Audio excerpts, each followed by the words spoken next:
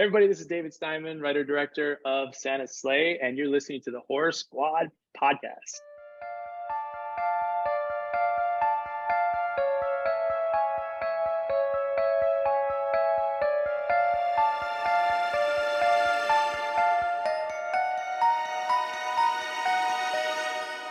Hello, and welcome back to the Horror Squad podcast. This is episode number 257. Tonight we're talking about Christmas, Bloody Christmas, which is currently streaming on Shudder. I'm one of your co-hosts, Todd. We have Steve, we have Joe, and we have a special interview after this episode. Joe, who we got? Yeah, well, first of all, happy holidays, Merry Christmas, everyone. Our very special Christmas episode. And in honor of that, we have a very special treat for you guys as we were able to find David Steiman, the director of Santa's Sleigh, which of course we reviewed a couple weeks back. Yeah, the only movie he ever directed, ever written. So yeah, I mean, we were able to find him over on Twitter. The guy, obviously has been kind of in seclusion all these years, but we were able to pull him out and interview him. It was a great interview, a lot of great behind the scenes stuff, and with the making of Santa's Sleigh. So definitely stay tuned. It's a super, super good interview. Yeah, absolutely. Joe went through a lot of trouble. He went digging in the woods and stuff, and it was like a Saddam Hussein situation where he found a hole and he dug him out. He was all dirty and like had a giant What year beard. is it? Yeah, exactly. So good on Joe for finding him. No, David was friggin' awesome. I can't wait for you guys to hear that interview. Fantastic interview. He had a lot to, it's not like our usual interviews where they got 15 minutes and they're doing like back-to-back interviews with a bunch of people. Like, I don't think he's talked about this movie for a while. That's the impression I got anyway. So he was like psyched about it, and it really came off, and it was awesome. So at the end of the episode, definitely something to stay for. Yeah, so you guys cool. got all your holiday stuff ready for the big weekend coming up? No, I still got packages arriving every day, and you got the porch pirates out in full swing. So that's a good time of the year for package thieves, so watch out for that. But no, not at all. What about you guys? No, not really. I haven't even done any Christmas shopping yet, but we're not going anywhere. It's the 19th, Joe. You know how bad it is out there? Well, like Sam's already done because I bought her presents like pre-Christmas, So yeah, and then my family, I'm not seeing them till after Christmas, so I'm probably just gonna shop post-Christmas for everyone, pretty much. And like I said, I do pretty much gift cards for everyone, and then my parents, I'm taking them to the Beatles tribute band this summer, so I'll be their Christmas present. So yeah, I'm pretty much covered. That's awesome. I'm actually done pretty much, so I'm super psyched about it. I have like one gift left to buy because as we were wrapping, I'm like, okay, maybe this person needs like a little extra little something, because it's one of those things where it's my two nieces, and you have to be like super like fair to them. One of them had a little bit more gifts than the others, and I didn't want to get that perception out there. But other than that, pretty good. So I'm just focusing on watching 2022 movies for our big episode next week. It's not too late to send us your lists. Well, it's almost too late. So if you hear this episode and you haven't sent your list in, probably send it as quick as possible. I think it's going to be fun. I think there are a lot of different opinions this year. I don't think our lists will be that similar like they usually are. So I'm pretty psyched about it, to be honest. Yeah, I just wrapped mine up today. I'm done watching movies. You are. I got like 5 more I want to hit. We're actually gonna go to the theater tomorrow to see The Menu, because I've seen it on so many people's top 10 lists, and obviously it hasn't hit VOD yet or anything. So I'm like, all right, let's make the trek out to the theater and see it and see if it's worth it. So yeah, I mean, I didn't think it was horror enough, but it's making everyone's list. So I'm like, all right, let's bang it out. And then Bones and All, which just hit VOD for the high price of $20, though. It's basically like a purchase rental. I want to get that in, but I don't know if I'll have time, but we'll see. But that one I've seen been making the round. So those are kind of the 2 main ones I want to hit before year end. But do you guys have a prediction for our ultimate list of what you think the number 1 movie will be next week? It's it's usually something that's not really risky with their number 1 overall. So I'm assuming it's going to be Nope. So I think last year was James Wan's whatever, I forget what it's called. Yeah, Malignant. Yeah, and that's like a safer bet. So I think it's going to be that, or maybe Terrifier 2, maybe. Yeah, so I'm going maybe Black Phone, which is kind of the same realm as what Todd is talking about. Like it's a mainstream release that was released in theaters and stuff. But Terrifier could also be because they had such buzz among horror fans. So I think Terrifier 2 is like one that most people saw, so it's that alone could be a reason for people to put it on their list. So.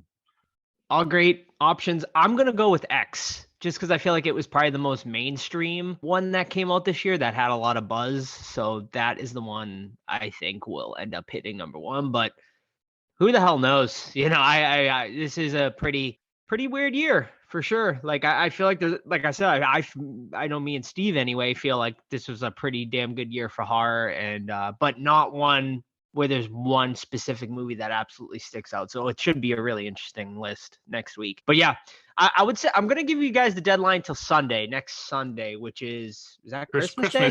I guess Christmas Day. Yeah, so maybe send them in on Saturday, unless hey, not everyone celebrates Christmas, so yeah. Next Sunday, Christmas Day on the 25th. If you can get them in by then, that would be great. And the more lists that come in, the better. It makes the episode better. It makes our master list better. So definitely send them in if you can. The Horror Squad Podcast at gmail.com, or just send us a direct message on any of our socials. Absolutely. And before we move on, I just want to give a shout out to the people in our Discord. On Saturday, we had an impromptu hangout because why the hell not? I had nothing to do. My wife was busy with my niece, and I figured, okay, let's just hang out with a few of them. Turned out we got a pretty good crowd, and I decided to try something which I've never tried on Zoom before, and that's screening a movie that we could all watch at the same time and do commentary on at the same time. And it worked beautifully. Like I just tested it with Todd right before we started recording, and I mean the image is clear, the sound is good, and you can hear everyone chat, and it was a really fun time. We had a really, really good time just shooting the shit over. We watched Killer Mermaid, which is a 2014 film that's on Tubi, and I think in the movie club, which we talk about often, that's how it's going to go going forward. So in 2023. So if you join the movie club, instead of watching a movie and then reviewing it on a hangout, we're actually going to watch it on the hangout and then review it together. So, and speaking of the movie club, that's going to be on the 29th or 30th, whatever the Friday night is, and we're doing Deadstream and Sissy. But that one you have to watch before. It's the last time we'll do that old format. So if you want to do that, just join our Discord, completely free, and just ask us for a link, and we will be happy to send it to you. News? You got news, Joe?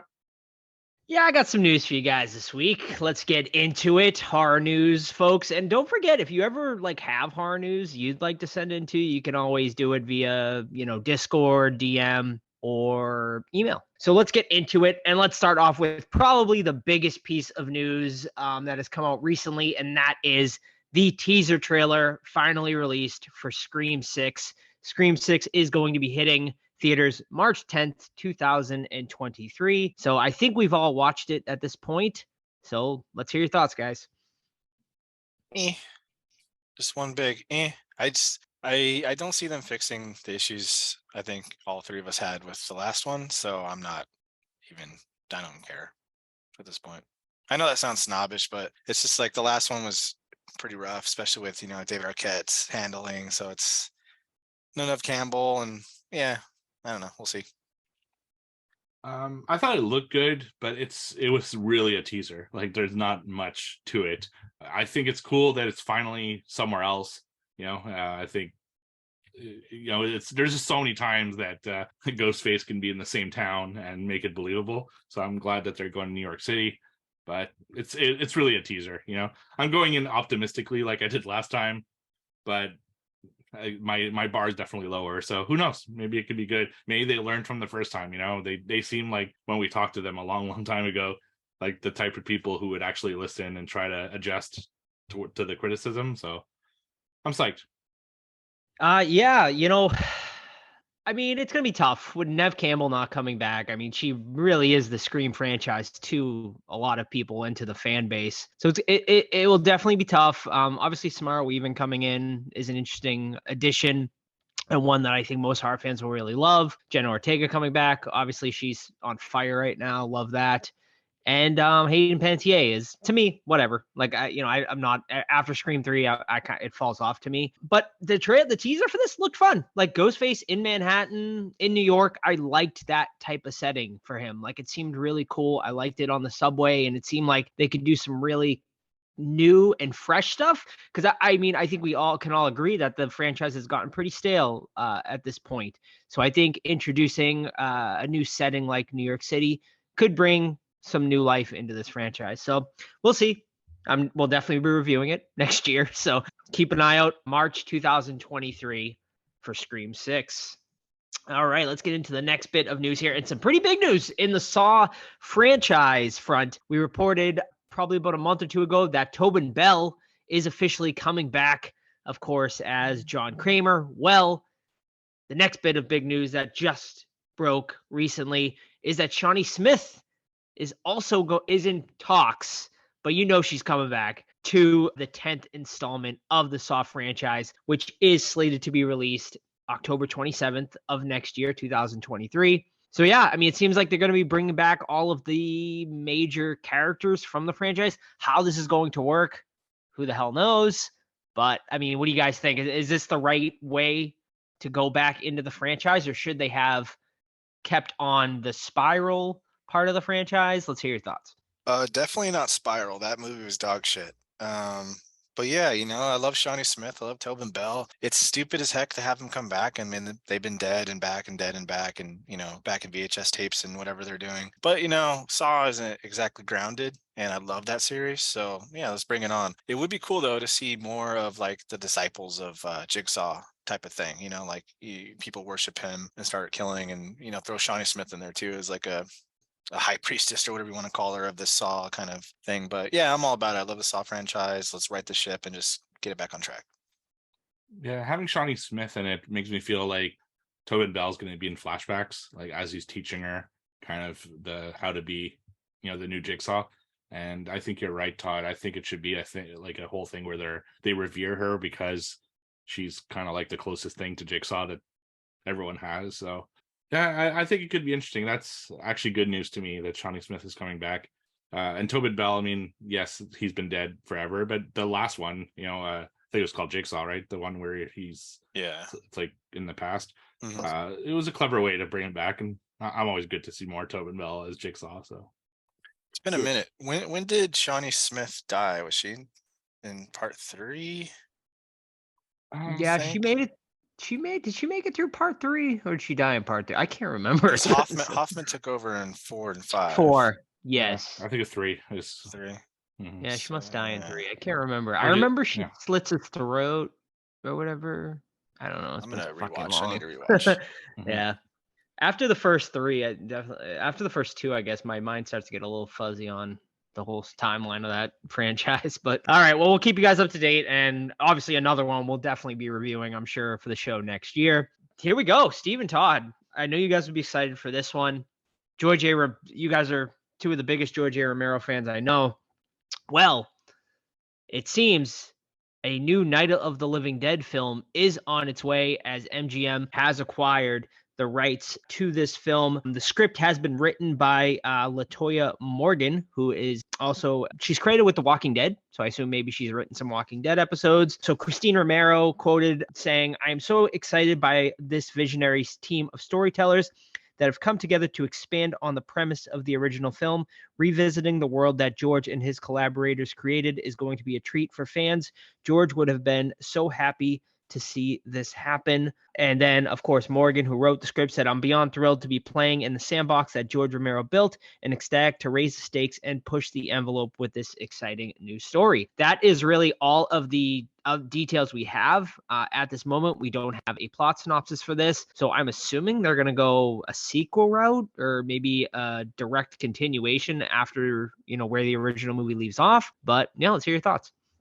I feel like we get George Romero in progress reports like every 2-3 years. I think, didn't he have a script that someone picked up and was going to make it and then disappeared, and then here we go again? I know they just released another Night of the Living Dead cartoon, which I haven't seen yet, but all the Night of the Living Dead stuff except Savini's has been pretty bad. So I'm whatever. Yeah, of course, they're gonna say George is gonna be happy to see it. That's PR, but anything in public domain usually kind of sucks. So I don't know. We'll see.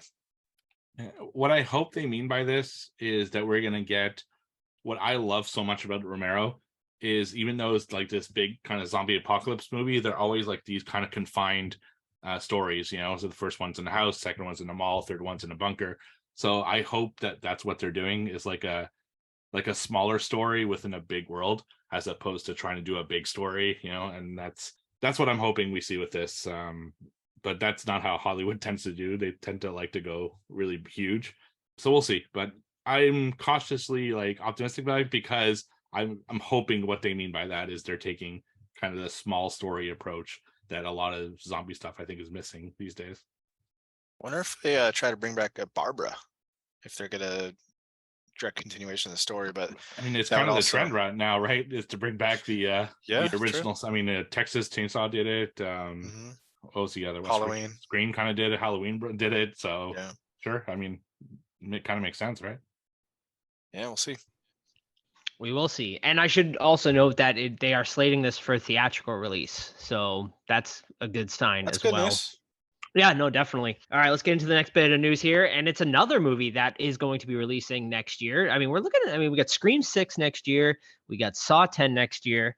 And another hotly anticipated one, The Exorcist reboot, that is going to be coming next year. That one's slated for October 13th, 2023. We're going to have a busy October, guys. You get The Exorcist reboot. You get Saw 10 coming out. A very exciting October for horror fans next year. Well, let's hope it comes out in October next year, because production was halted unexpectedly last week, as one of the stars of the movie, Leslie Odom Jr., came down with some sort of illness, which has halted production until next year. So really, I mean, in a few weeks, I guess, early January, when I say next year. They quoted it as saying this was not a cost insignificant haltage, so it's definitely going to be costing them some heavy dough halting this production. Whether it is going to push the release date back, we don't know yet. I very much doubt it. I'm sure they'll be able to push this forward, but we'll keep you guys up to date on any sort of updates coming with that. But yeah, I don't know. David Gordon Green doing this one, so after how Halloween ended, we'll see. What the listeners couldn't see is all three of us shake our heads at the same time at the mention of that director. Yeah, I feel like I'm being negative all this news, but this one's the easiest negative. It's like, is Danny McBride writing as well? I don't believe so. Okay, because I love him in his like dark comedy stuff, but you can always, like I said, Halloween, you can always tell when he writes a scene, and I can just imagine him writing something with like a possessed kid talking about farting, or so like leave it out. I just don't know where they're gonna go with this, seeing what they did with the last Halloween. So I don't know. All right, well, we'll see what happens next year, folks. In other news, for you Yellow Jackets fans, season 2 going to be releasing very soon. Well, season 3 has already been renewed. So congratulations to Yellow Jackets. I don't think Stephen Todd have watched it yet, but I watched season 1. I loved it. Highly recommend it, and I'm excited for season 2. Yeah, I was gonna say it's on my list, but I've started a new rule that unless it's something really big like Wednesday, Chucky, like stuff like that, I don't watch season 1s anymore, because I've been burned too often. There's too many shows that just fucking end after season 1 or 2. So I kind of wait more now, but now that I hear there's more seasons coming for sure, I think I'll dive in, because I have heard great stuff about it. Yeah, no, I definitely highly recommend it. I gave my thoughts, I think, on the full series on a What Watched at some point this year, and when season 2 hits, I'll definitely be giving a full breakdown once that season ends as well. All right, just a couple more news stories to get through here. Steve, I got to hear your thoughts on this one, as it has just been announced that Mike Flanagan, of course, the Flaniverse, as we all know it now, well, he has just announced that he's planning. They acquired the rights. His team has acquired the rights to the Dark Tower series, and they are planning an epic adaptation of this. He's already written the pilot. He said he is preparing it to be minimum of 5 seasons. Whether this is going to be on Amazon or not, there's no official word on that. He said that this deal was penned before They made the move over to Amazon from Netflix. So I don't have the details on that. But yeah, what do you think? Do you think Flanagan is the right guy to maybe finally right the ship on the Dark Tower series? I think so. It's a big story, like really big story, and a movie was never going to cut it. And I love Idris Elba, and I think Matthew McConaughey is great too. But to do that story in one film was just not going to happen. So I'm excited it's going to be a series, and B, I trust Mike Flanagan. So far he's got a really good track record. So if someone can do it, I think he's definitely one of them, and I'm pretty psyched to see what he does with it because it is a pretty epic story if done right. Alrighty. Next bit of news here is I got to get you guys' thoughts on this one because I didn't even hear about this, and maybe you guys talked about it over on your other podcast, Let's XP, Geek and Gaming podcast. Puppet Master, the video game. I don't know a lot about this, but I know Full Moon has announced that they are creating it and is going into beta sometime next year. So yeah, what do you guys think? Do you guys have any more information for me on this or any thoughts? No, I haven't actually heard a lot about it, Joe. Is it like a open concept game like all these TCM and Evil Deads, or do they say anything? So as far as I can see here, it is going to be a 3-versus-1 game mode. So it is going to be similar to all of these other kind of horror-based video games that we've been getting. But it does say it is going to be going into open beta on March 1st, 2023. I'm assuming it's going to be hitting all of the major gaming platforms. It doesn't exactly say here, or whether this is going to be sort of a online game or whatever, but you can get in on the beta right now if you want to join Full Moon's Discord. You can kind of get the early testing for that game. So, and there is a video. You can check it out over on YouTube. There's some gameplay footage and whatnot. So, could be fun, but I haven't played. I know you two seem to hate these style type of games. So, are we fucking being trolled by like some video game overlord? Why is every single horror game a fucking 3-versus-1 or 5-versus-1 game? It's ridiculous. I get Dead by Daylight was popular, good for them, but not every fucking horror game needs to be this style. There's so much potential, and it pisses me off. As far as the Puppet Master one, man, if Full Moon's quality of products matches their movies, I would stay away from this game as far as possible, unless it's absolutely free and you have really nothing better to do. But I have low expectations for this one. I would only play it if it's on Xbox Game Pass, I think. Yeah, knowing Full Moon, they probably gave the developer like $10 and a free and subscription a blowjob. But I mirror that, man. It's like make a linear story-driven game. It could be so cool. Like take a play from Resident Evil's playbook and just do something with it. TCM is like ripe for this, and they're doing battle royale kind of thing, and then now this, and then Evil Dead, which I haven't even touched because I don't just have it. Games like that are ruined easily by someone that doesn't want to play right, and then it just sucks and you're stuck there. So yeah, that's a letdown for sure. But it would be cool to be tunneler and tunnel up someone's ass. So maybe that's a possibility. Maybe could be fun. All right, a big shout out to Carrie. Brian De Palma's Carrie has been entered into the National Film Registry, Library of Congress. So congratulations. I mean, just a high honor, obviously, for a horror movie. Not many horror movies have made it over the years. Most recently, we reported on Nightmare on Elm Street making it, but high honors for Carrie. So congratulations. What does that even mean? Carrie. Like a permanent Steve cut? Steve kind of explained this last time, but go for it again, Steve. It's basically like protected by the federal government. So there's like a copy essentially being stored for like history's sake. It's the same way that they store historical books and stuff and paintings and stuff like that. Okay. It's like an Indiana Jones warehouse. Got it. Yeah, because outside of that, basically the master reel is being held by the studio. So fuck knows what's going to happen with that. They don't owe it to anybody to keep it protected, whereas when it goes on the National Film Registry, it's protected by the federal government, the same way kind of a historical house would be. Like you can't destroy it, you can't alter it because it's being protected. So movies work the same way, and that's why it's important. Cool. Yes. So once again, congratulations to Carrie. High honor for a horror film to make it. So that's great. All right. Well, to end horror news tonight, it's the holiday season.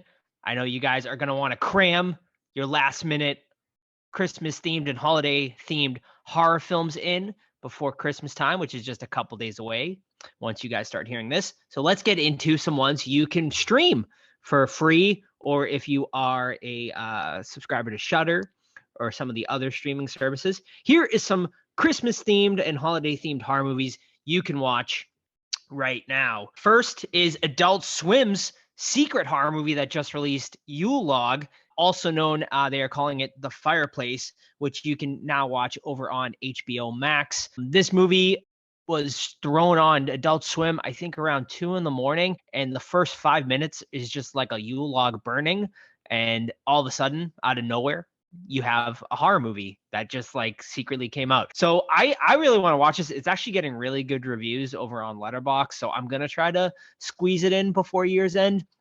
But we'll see. So you can watch that one over on HBO Max. Number 2 is Anna and the Apocalypse, one that I've been pushing this show to watch, I think, for the past 3 years, and I've still yet to see it, but I've heard really good things about that. You can watch that over on Shudder, Tubi, or Pluto TV. I should also mention this is all for our American listeners. I'm sorry about any of our foreign listeners, but I'm sure you can find some of these movies on your streaming services as well.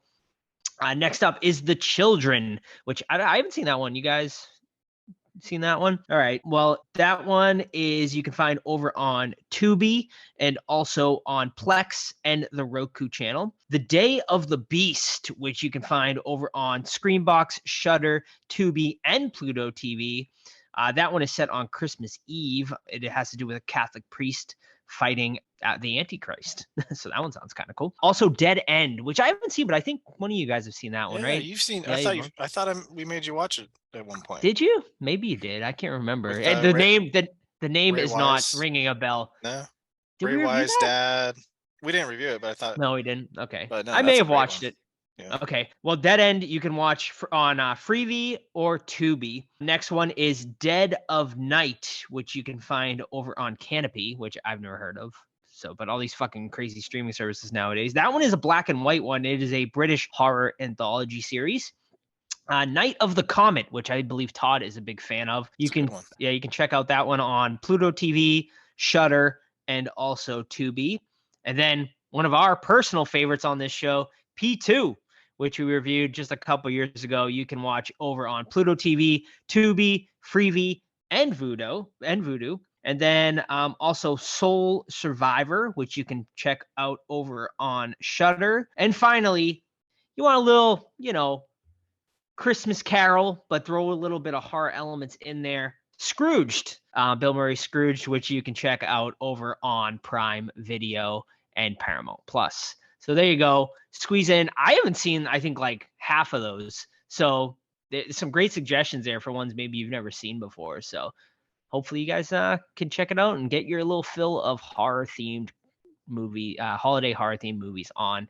And that is it for Horror News this week. There's a lot of horror Christmas movies out there. You just type Christmas in Tubi and you will find a treasure trove of absolute garbage and a few gems like thrown here and there, but it's amazing how many Christmas movies there are. But before we get to our next segment, it's the time of year. Maybe some of you got a lot of snow like I did. Like I got a really fuck ton of snow this week. It's cold. Christmas is coming. So why don't you cuddle up on the couch, maybe get a hot chocolate from Deadly Grounds Coffee. Everyone thinks because you're a zombie, you don't know good coffee. Well, they're wrong. There's only one brew that gets my seal of approval. Deadly Grounds Coffee is my guilty pleasure. The aroma is so intoxicating. It brings all of my neighbors out of the woodwork. Deadly Grounds Coffee. Coffee to die for and zombie approved. It's good to get a little deadly. Use the front door! Oh, they're so disgusting. What watched? Joe, you have 1 or 0? I do. I got 1 this week. So my one and only this week, I watched based on Steve's recommendation. He sent me and Todd both personal little lists saying, I think maybe this could be something that could potentially make you guys' 2022 lists. And the number one movie he had for me was Bloody Oranges, which is a what country of origin is this one from, Steve? France, probably. France. Okay, so this is a French horror film, and this one is it's like a very, I would call it, I guess, sort of a dramedy, sort of like a dark black sort of comedy about, essentially it's like a bunch of different stories, and you follow all these people's stories who are kind of living their everyday sort of mundane lives, dealing with certain issues and certain things, and all these stories do start to tie in together at the end. This one's interesting. It starts so light-hearted and just like, the opening starts just like really funny. I found myself like laughing at the intro. And then you kind of get into like just, sort of like family drama stuff, but with comedy in there. And then the last half of it like takes like a super dark turn and gets like very disturbing at times. And yeah, I mean, that's, where kind of the horror comes into it. It's not obviously your typical horror movie, but there's definitely some horror elements in here. Overall, I liked the movie. I didn't love it though. I found it a chore to get through at times, especially like the first half of it. It was kind of like, okay, where's this movie going? And I hope it gets there, soon, or it, at least give us something. But when it does get there, that's definitely when it picks up and gets good. And yeah, overall, for me, it was a good one-time watch, but not something that sticks out for me for my 2022 list. That's not on mine either. It was just in my top 25 that you've seen most of the stuff already that I recommended, like Speak No Evil and all that stuff. So, all right, so I'll do 3 since I watched like a fuck ton last week. So I'll only do like the 3 I actually want to talk about. The first one is, they're all 2022 films because I'm trying to kind of make that list better. So the first one's called The Innocents. So this is one that Joe had recommended to me. So it's the story of these kids who live in this apartment building, and they have like kind of powers, think I don't know, what's Brightburn a little bit, not to that extent, but just kids that have like telekinesis and different, they can speak to other people through their minds and kind of stuff like that. Nothing too crazy. They don't like fly around and shoot lasers and shit like that. And it's just them trying to kind of figure out their powers, and they're all on different wavelengths of where they are. There's one who's like kind of an evil kid, and then you have one that's like a really good kid, and then you have one who's like severely autistic, and then you have one who's kind of trying to figure out which side she wants to be in. She's kind of being swayed by the 3 other sides in some way, and that's kind of who the story follows, is her trying to figure out both her powers and what kind of, I guess, person she wants to be. This is a really dark film. Like there is no joy to be had watching this movie. I think a lot of people will be really, really triggered by it. We're talking animals and kids in extreme danger, and some really bad stuff with that kind of stuff. So if that's something you can't watch, I would definitely skip this one. But if you can stomach it, there's a lot of good stuff about it. Performances, fantastic. And I don't say that often with kids. I find kids often detract from movies and stuff. But in this case, the kids played really, really good.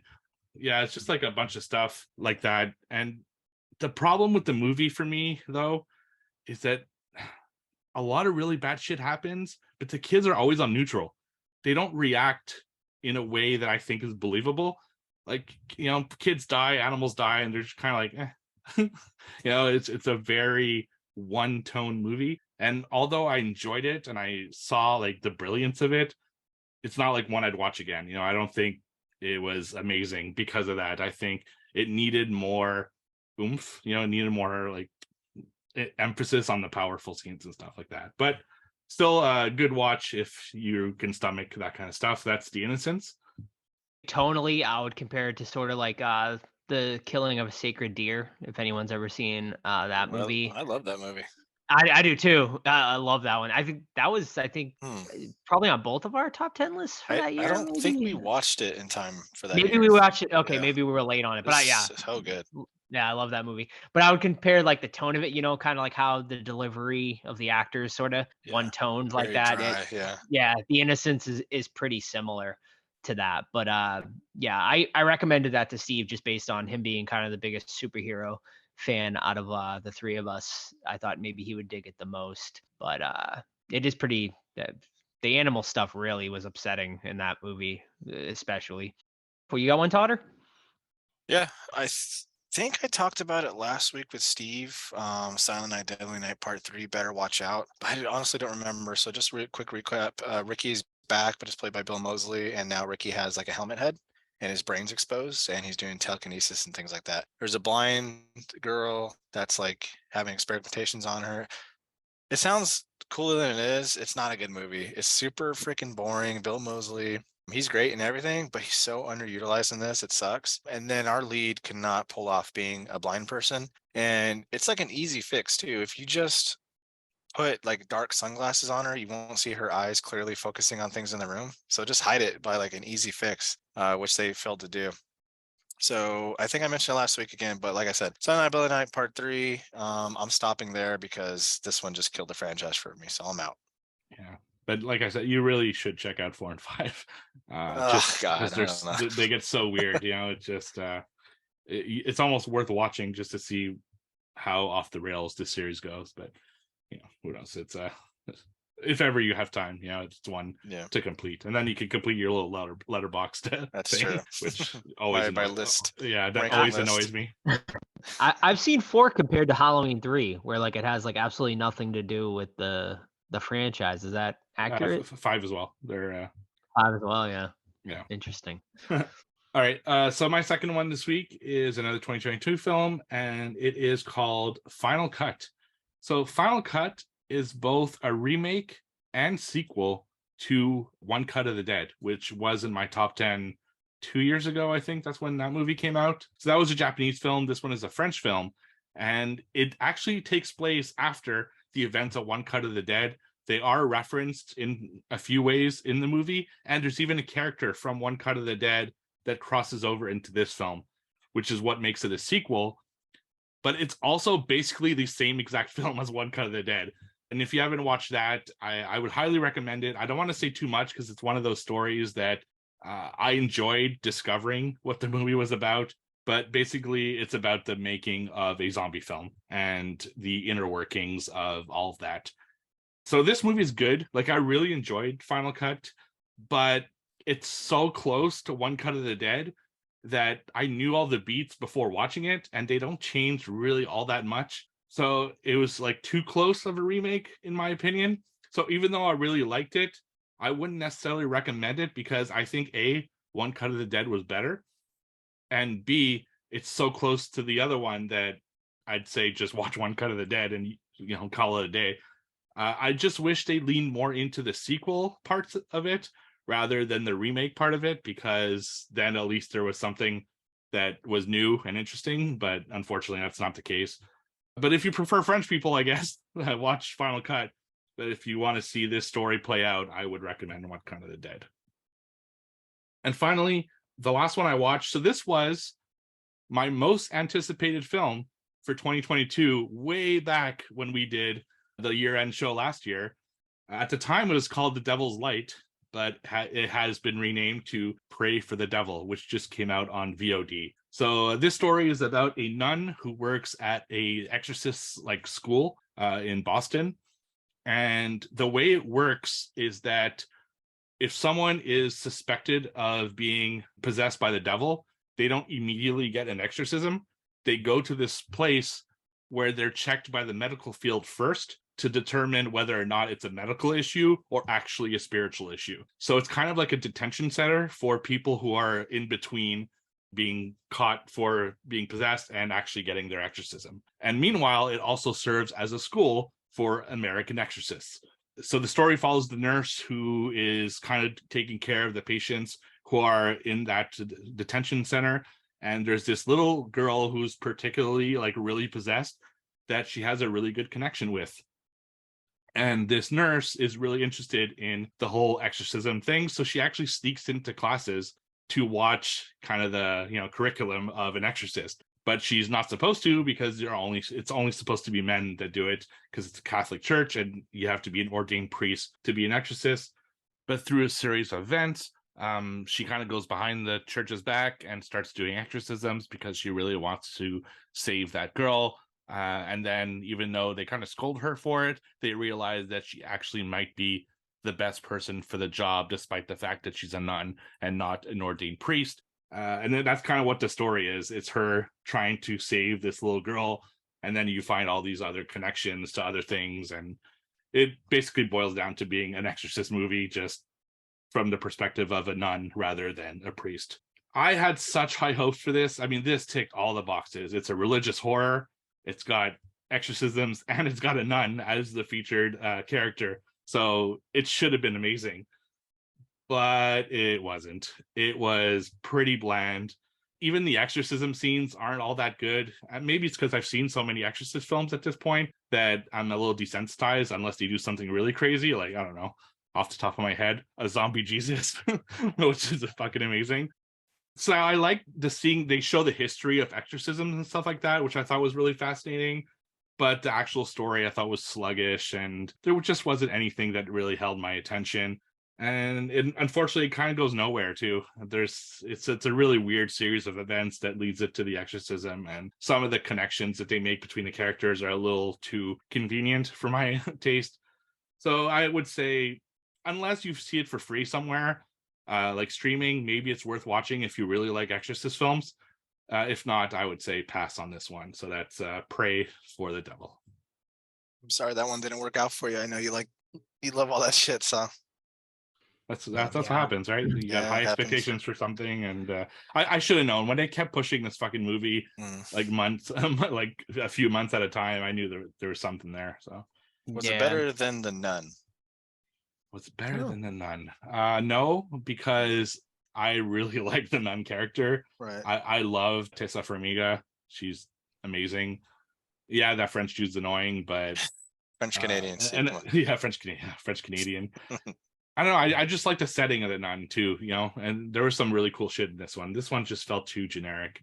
Other than the history of the exorcisms, which was really cool, I'm assuming that's somewhat based in reality, or at least, the real history of exorcisms. The rest was just not interesting. Yeah, that movie just kind of came and went too. I had a feeling when you don't hear anything about a movie, like whether even good or bad, you're kind of like, just kind of goes by the wayside. So I didn't see anything about it. I saw a lot of hype for it when it first got announced. Like there's trailers all the time, and then one of our listeners, Chuck, is like, "Oh, I went to see it." I'm like, "That came out? I had no idea." So yeah, that's not a good sign.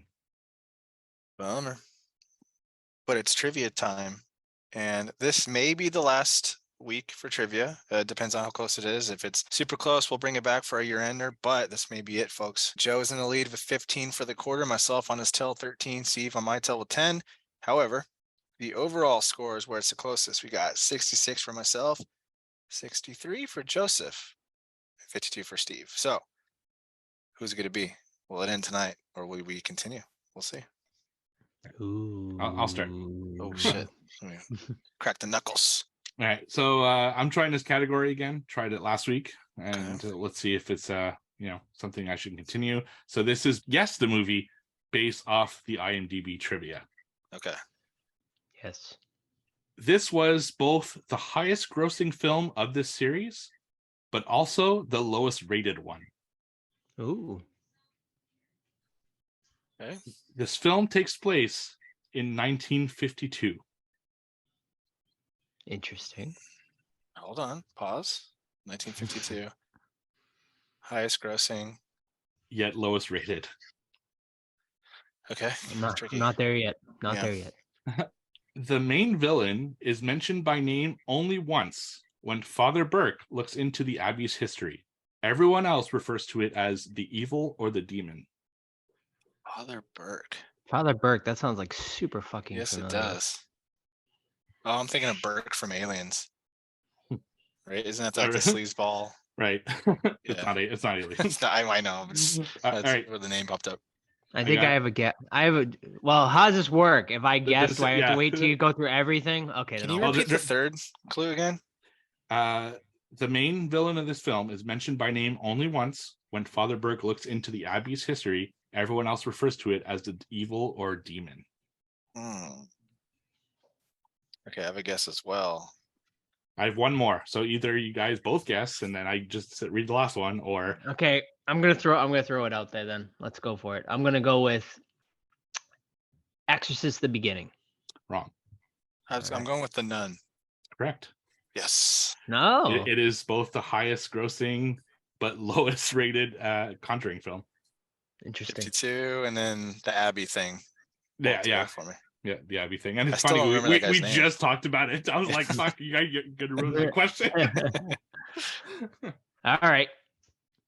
Well, all Joe originals this week, as it is, of course, Christmas time. So I am doing all holiday horror themed trivia this week. So let's start us off with our first one. Will just be a regular trivia question. So, classic. Yes. In Silent Night, Deadly Night Part 2, which we just reviewed last week, Eric Freeman, who of course plays Ricky, had very strong eyebrow movements in the entirety of the movie. How many times does his eyebrows move up and down in the movie? Well, it's funny. I was just counting that. Like, is it closest to, or yeah, I'll give you guys closest to. Yeah, 150. Okay. Garbage day. That's 2 right there. Garbage day. I'm gonna go 125. Any last thought? Wow, Steve, almost pretty damn close, Steve. The correct answer is 130. Nice. Garbage day. I told you I counted it. All right. Name the movie based on the character's name. So I'll give you the character name. You give me the movie title. Oh boy. Okay. Chris Washington. Ooh. That would be Get Out. Correct. Oh, I did not remember that his last name was Washington at all. I don't remember that either. Kayla remembered. Okay. Or she IMDb'd it. All right. Guess the movie based off this line of dialogue. All right. There's another one for the fire. Night of the Living Dead. Correct. Which we also talked about tonight. It's like all my questions apparently were foreshadowing this episode. I had one in the chamber. I really hoped you were going to say Garbage Day. I'm like, da, da, da. All right. One of my new favorite ones I've been doing recently on trivia. Match the country of origin to the movie. Okay.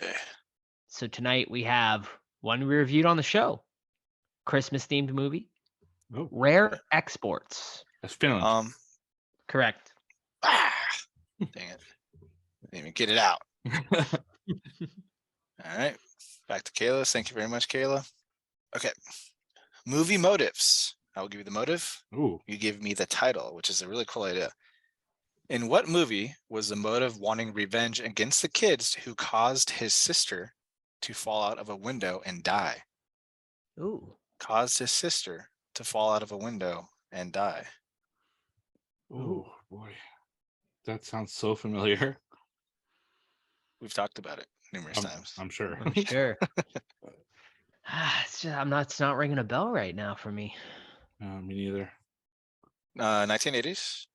Scream Queen is in it. Halloween? Incorrect. Halloween? What? I don't. That's 70s too. So I don't know. Children of the Corn? Incorrect. The answer is Prom Night. Yeah. All right. Yeah. All right. 4 clues. Okay. Tin can. Okay. Cartoon. Airplane. Racism. Jeez. Ooh, very vague. Very vague. Tin can, Cartoon. Airplane, and racism. My disappointment is real on this one. Snakes on a plane. No, wrong. That's how I was going there. I was thinking that too. I'm fixated on the plane. All right. You guys give Tin up? can. What the heck? Tin can. Yeah. Oh wait, Is it Warm Bodies? Wrong. You guys give up? Where? Oh, I see the plane. Yeah, Yeah, I he give up. lives on it. Yeah, I All get right, nothing. so this is the third time I asked this exact question this year, and I Nice. thought they gotta fucking know this by now. It is the Twilight Zone movie, and that is that is the 4 stories in God. Twilight Zone movie. Yes, you definitely did do this before. Now Three that times. you This is my Yes, third dude. time this year. Man, We'll get it one of these times. One day you'll get this question right. it is not this day. Alrighty. All right, and to finish off my trivia for tonight and possibly the year. Although I think we're going to be pretty close, Todd, as far as quarterly anyway. So I think we'll have to do it next week anyway. Yeah. All right, but 3 letterboxed reviews. Guess the movie. All right. Number 1. Kind of like a remake of Home Alone, but instead of Macaulay Culkin, you have a pregnant chick. And instead of Chris Columbus, it's directed by Satan. Number 2. You will never again see scissors the same way. Now remember my theme for this tonight. Yeah, It is I a know. Christmas themed horror movie. And the last one. I think I just felt my womb shrivel up. I know it. Come on. Shit, man. God. This is gonna kill him. Oh. I will say it's not a typical movie you think of when you think of Christmas themed horror movies. Is it Grace? It is not Grace. Well, no, I'm wrong. Fuck. It is a foreign horror film. Oh, Well, you can go. I have no idea. is it Titan? It is not Titan. Fuck me, dude. Although good guess. The correct answer is Inside. Oh, I haven't seen that one. Oh, you Neither. haven't? No. Oh my, Rich? Oh my. All right, Recount. well, that maybe maybe I can do it. I can pull up a different trivia question after Todd goes, but you guys both need to watch Inside. Like it's fucking phenomenal. That's a Christmas horror movie? Yeah, it takes place like on Christmas Eve, I think, or Okay. Christmas night. Yeah. All right. Finally. Holy shit! Like Pretty good. we're talking extreme, like gore and just fucking pretty disturbing all around. But I mean, the plot is essentially like a woman breaks into this pregnant woman's house and wants to steal the baby out of her stomach. So it's pretty fucking terrifying premise. Wow. Yeah. Sam's a big fan of that one too. I showed it to her, I think, a couple years ago. Okay. Lastly, name the movie based on this stupid 1-star review. What the hell is a cat doing in space? Oh, Alien. Correct. Makes sense. Yeah. That is a steal. Alien. Steve with the big 3 tonight. Okay. End the quarter. Joe in the lead with 16, myself 15, Steve 13. So we definitely need to do another round. Overall, though, myself in the lead with 68. Joe behind me at 64, Steve at 55. So we can end it there, or we can continue with another one. Up to you guys, because we can discuss off air. One last one. Let's fucking do it. Why Only not? originals, and Go they off got to the be air with fucking a bang. crazy hard. Write a I like it. paragraph. Right. Yeah, we'll write essay questions and submit it to Discord. See. Yeah. Name So- the background actor at 2 minutes and 22 seconds in The Exorcist. No, I got a good one. The boom operator for 4 clues. Tin can. I just forgot it again. Yeah, I know. Seriously. Twilight Zone. Dang it. Oh boy. All right. That leads us to Christmas Bloody Christmas, directed by Joe Begos. You better not cry is a tagline.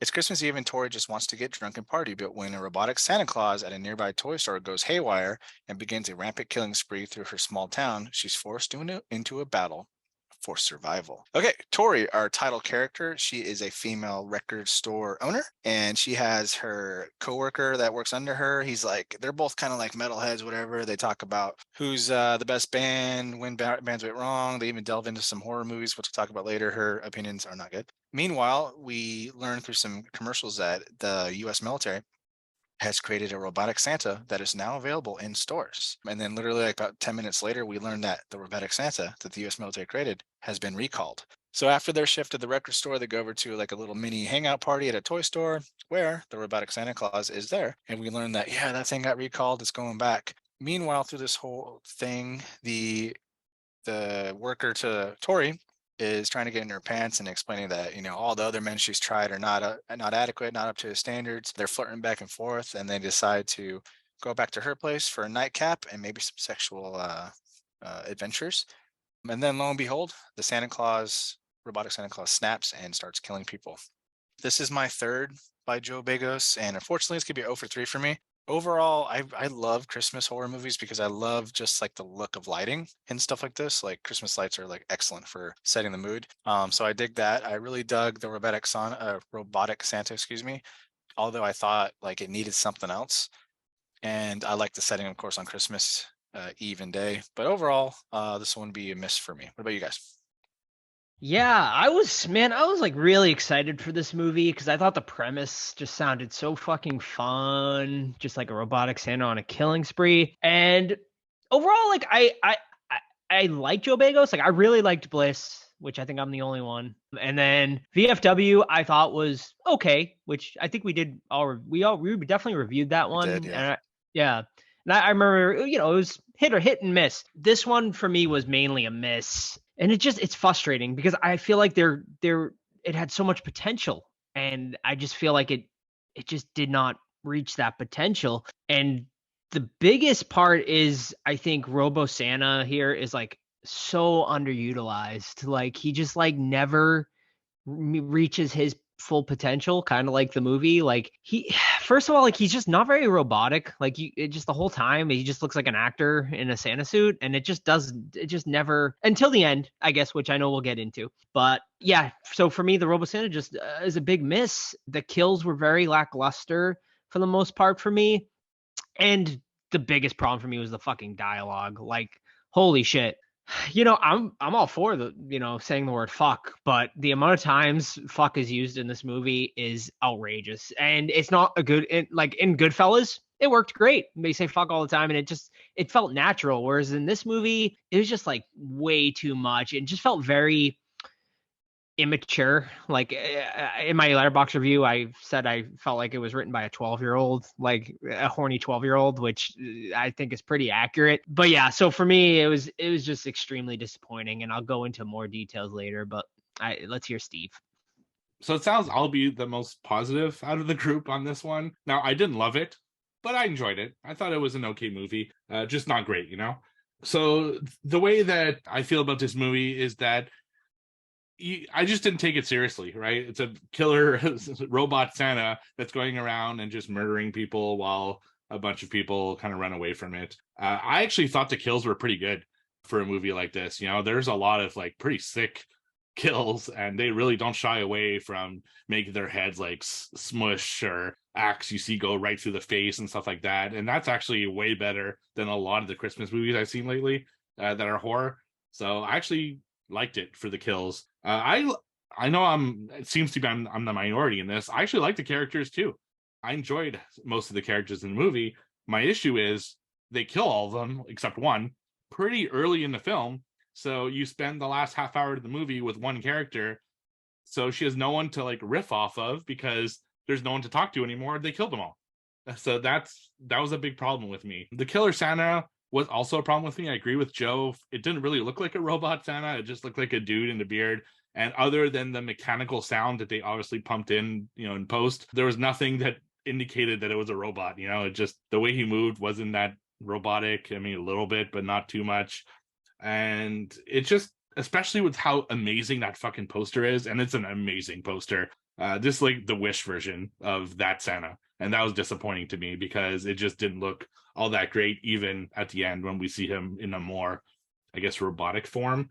Yeah, the dialogue is cheesy at times. There are some things that are said in the movie which I highly disagree with, which I'm sure we're going to get into at some point, because I'm sure it grated on you guys maybe more than it did with me. But I enjoyed those conversations. It just I thought they were fun. It's like geeky conversations, so I can relate to that because that's how I am with my friends. Like, we don't talk about serious life shit when we're together. We talk about these stupid like movie things or music things or whatever the case may be. So I kind of relate to that on some level. And they went pretty brutal in some scenes. Like they completely destroyed a kid in this with no mercy. So I thought it went to good places, but where it really loses me is the last half hour, which we'll get into why. And so I thought overall it was okay. I enjoyed it. I wouldn't necessarily watch it again, but it was all right. Yeah. I mean, I will say the lighting looked great, and that's Begos's always like best part of all three of his movies I've watched of his. The lighting, like he always just kills the lighting. VFW, it was the highlight, and in this movie, the work of the neon with the Christmas lights just looks awesome for sure. Did anyone else feel the movie was too dark though at times? Like even with the neon lighting, like it just like seemed very dark to me. Well, first, I love that neon look, but I think he used it too much. Overused. It's like the movie. It takes place in the back of a fucking strip club. If you ever been in the back room of a strip club with those like neon lights, that's what it kind of remind me of. And the whole like every fucking store is neon. It makes no sense. Why are they fucking Gotham City from Batman and Robin? It really made no sense to me. So it was cool, but no, it wasn't dark to me. I don't know. Maybe it was just the TV I watched it on or something. But I thought it was actually pretty light. But yeah, it's definitely his style, right? Bliss and VFW. He really likes that neon and that glow in the dark aesthetic. Yeah. No, I watched it on my phone and it looked fine. Yeah, I'm siding with Steve in regards to the kills being pretty decent. I thought they were pretty cool.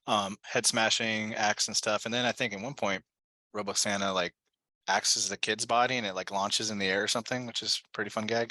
And then I side with Joe in regards to the dialogue, man. Like, yeah, I think we all talk to our friends and stuff like that, but it just seemed like so forced. Every character though too, like they go to the toy store and then they're talking to the other couple, and then next scene they're like, eat my ass on this thing, and then Robo Santa comes and it's like insufferable, dude. I that's the problem, you can't root for any characters. It's hard to follow. And I think Sam used to say it, this is definitely like a good laundry movie, like because I drifted from this one. It was hard to keep my attention on. I actually had to rewind to see what happened to a couple characters.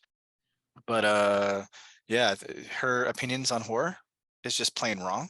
Let's just go out. Alien Covenant, best one in the series. That's him. That's just like trolling. I know, right? It's just I know. Right. I feel like it's like Bego's trolling, but also like people like that. Like, right? We've met horror fans that are like that. They're just like just to be different. Like you just come up with these outrageous claims that very true. Nightmare on Elm Street 6 is the best in the franchise. And listen, I love Blair Witch 2.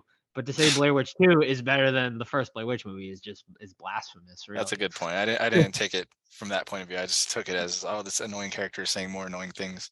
But yeah, that guy goes to town on her and he doesn't get any favors in return. I was like, what's going on with this? Not even a mention. Well, Santa came in and I think they were getting ready to, and then she put her pants on and everything and left the room. Well, yeah, she was she was going to get freshed up, get another drink, and she said she said to him, she's like, don't go and don't move or whatever, and then Robo Santa unfortunately cock blocks him. Well, actually he did say that he wanted to get pegged, so I mean maybe that was next for him. Who knows? But yeah, I mean, I agree with Todd. I think I thought all the characters were insufferable. Like I wasn't rooting for any of them. Like, and that was like the hardest part for me because I'm rooting for Robo Santa the majority of the time, and I just feel like Robo Santa was so underwhelming that like even rooting for him was just kind of like, I just wish he was like cooler, and then like I would have been more on board with this. I also think the movie was played too straight. Like for a movie like this, like I feel you needed some like cheesiness in it or like some sort of goofiness, but I feel like it was just played like way too like straight. Like I needed some jokiness in there or something ridiculously over the top to kind of make you laugh. And I mean, that's maybe just my personal preference, but if I'm getting like a Robot Santa movie, I kind of want something along the lines of what we watched recently with Santa's Sleigh and Silent Night, Deadly Night. But yeah, this one just did not work for me on most of it. There are some weird issues in the movie though. So when she brings back her coworker to where she lives, her sister and her brother-in-law also live there, and she makes the point to say, like, shh, we got to be quiet because we don't want to wake him up, right? And then they immediately go in there, play the loudest fucking music ever, and talk super, super loudly. What the fuck? Like, you just said a second ago that you need to be quiet to not wake up your sister. It's just, and then like, she's screaming in yeah, ecstasy. yeah, just these little, like, kind of things. The snow looked so fake. Like, I couldn't with the snow. It was so obviously being just like blown pieces of like paper or whatever they use for it. So there's a lot of like little issues like that I noticed. But you're right. I think because we watched Santa Slay, it was missing that comedy element because it's like a ridiculous story, but they played it a little too serious for its own good, I think. And there are parts where I think he thought it was funny, especially a lot of the sexual humor and stuff that they're going for, like, I'm gonna eat your ass and that kind of stuff, right? But it's not funny. It's just, okay, whatever. And one thing that really bothered me, and maybe this would be more Todd that would be bothered by this than you, Joe, the camera angles were all over the place. It's from a POV perspective, it's from top down perspective, it's under the table, it's from like a diagonal angle. Like, what the fuck is going on? And if you really watch it, if you take out the sound and just watch the movie, you'll see just how crazy these camera angles are, and the edits are just all over the place. I thought it was messy as like a film, like if I'm looking at it technically, I thought it was a really messy film. I agreed. I noticed mostly when it was handheld and they were following action along, but you don't really need to follow action when the action is only someone complaining about a band cutting their hair. It just makes it more annoying because, like, I don't need to be up on this girl's butt. Like just take a shot back and go from there. But I guess the character I liked the most was that guy.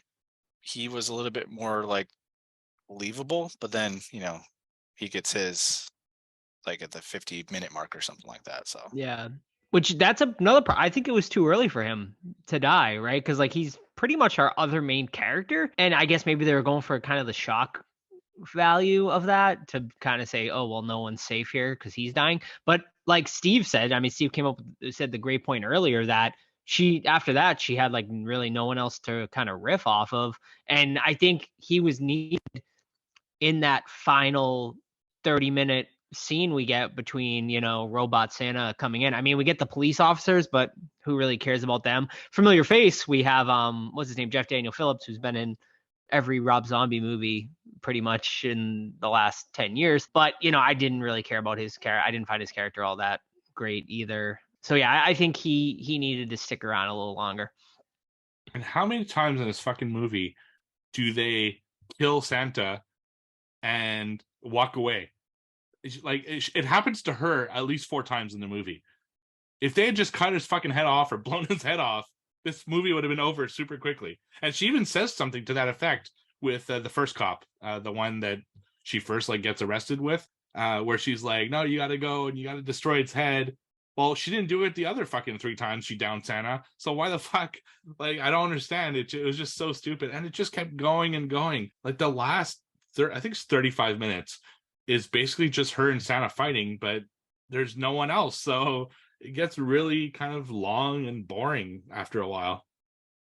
Yeah, you can only fake out your audience like so many times before it gets like, okay, like what the fuck are we doing here? And like that last half-hour sequence, it happens like 5 different times, and it's just like, okay, like it just gets too repetitive and boring, and that's when I like really started to check out. I'm just like, okay, like can this just be over already?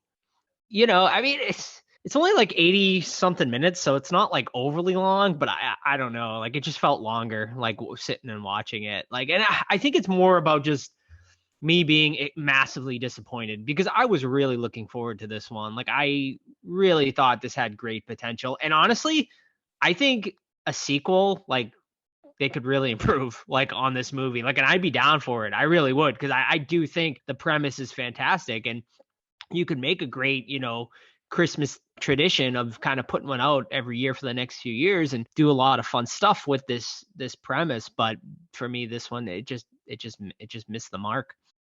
Well, I guess if we don't have any final thoughts, just rate this thing. Actually, I got one question before we go to the ratings. What were your favorite kill in the movie, if you had to think of one? Probably the head smash. I'm a fan of a good head smash, especially when they show it, like the Halloween 2018. That's a good one too. Yeah. You're talking kind of when he stomps his head on the stairs there. Yeah. And it kind of, yeah, that's my favorite. That's the one that sticks out to me the most too, for sure. Yeah, same for me. But her like coworker too got it pretty bad with the axe in the face. But you're right. I love it when the face like fucking just breaks apart. I thought, and wow, it's like, wow, I did not see that one coming. I really thought he'd be kind of until the end, right? And that was crazy that he died at the like 55 minute mark. But also one of the biggest issues with that movie. Right. Did you like the final like Robo Santa look? I mean, it was better than what we were getting. It was better than the movie. Yeah, regular Santa, and it was better than fucking Santa with like 2 lights on his face, like glued to his face. Right. That they did for a while there. Do you think it would have been better if we got that earlier? Maybe like halfway through, like so it's like he, I think probably it might have been cooler. He should have been a robot pretty much the whole time.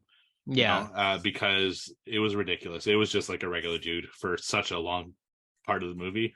And now I get it probably costs a lot to have something like that, kind of walking around, but it hurt the movie because it wasn't it was just a dude dressed as Santa really for a long time, and it wasn't that interesting. All right, let's rate this son of a bitch. I'm going in with a 5 out of 10. All right, I guess I'm gonna be the lowest on this one. I'm gonna give it a 4. I was just bummed. Just hopefully, I don't know. I'm still down for a sequel though, because I think there's a lot of room for improvement. So I'd be okay if he did a sequel. But I don't know. Maybe not Bagos. Do you want? Yeah, I was gonna say, do you want him to make a sequel? Or I don't. I want someone remake it, get a different director in there, and maybe I'd be down for it. But I don't think his dialogue wasn't that bad in VFW and Bliss. So I don't know. I don't know, Joe, but we know a guy who might be down to do the sequel. So Santa Slay, I'll do Santa Slay every fucking David time. Steiman, yeah. Hell yeah. I think this movie probably has more of his like personality. He probably had a less of a leash maybe with the other films, and like he just put whatever he liked in it, which whatever, it's his movie at the end of the day, so respect it for that.